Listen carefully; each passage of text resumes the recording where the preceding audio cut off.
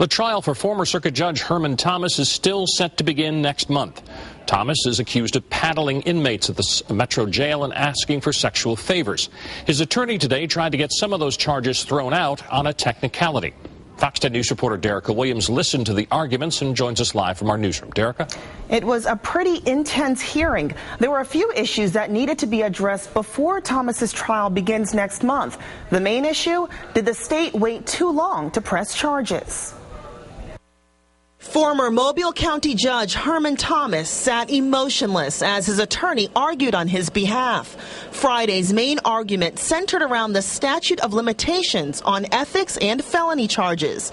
Defense attorney Bob Clark wants the charges dismissed. Statute of limitation in Alabama is 3 years for a felony.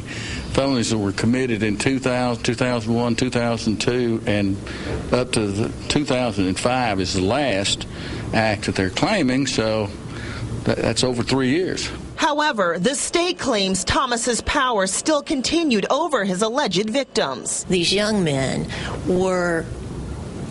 continued to be under the control of Judge Thomas, that they continued to be on probation to him.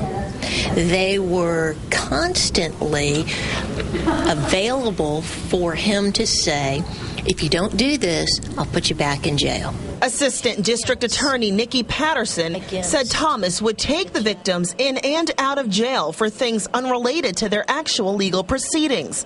Patterson argued the assault, kidnapping, extortion, and sex abuse charges against Thomas are crimes of violence. In Alabama, there's a 3-year statute of limitations for nonviolent crimes, but if the crime involves violence in any way, it's taken out of that statute of limitations. He didn't threaten to paddle them. He threatened to send them to jail if they didn't allow for it. So, no, there's two different things. He didn't threaten them with violence. He threatened them with going back to jail is what they claim. Patterson says they're looking into nearly 30 counts of ethics charges. If someone has a sexual fetish that involves beating young males without their pants up, and that is sexually stimulating to them, then for them, that's a thing of value. Judge Claude Nielsen said he'd make his decision by next Tuesday or Wednesday.